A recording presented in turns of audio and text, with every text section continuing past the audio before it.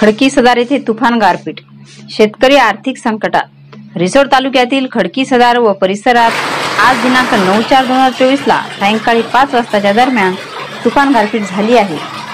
मोठ्या प्रमाणात शेतीचे व घराचे नुकसान झाले आहे। शेतातील उन्हाळी व मूग कांदा, भुईमूग, उडीद, ज्वारी इत्यादी पिकांचे खूपच नुकसान झाले असून गुरांनाही गाराचा मारा लागला आहे। हळदीचे पीक काढणीला आलेले असून हळद उकडून वाळवण्यासाठी टाकली होती। हळदीमध्ये अक्षरशः इतक्या गारा पडल्या की हळद सुद्धा ओळखायला येईना।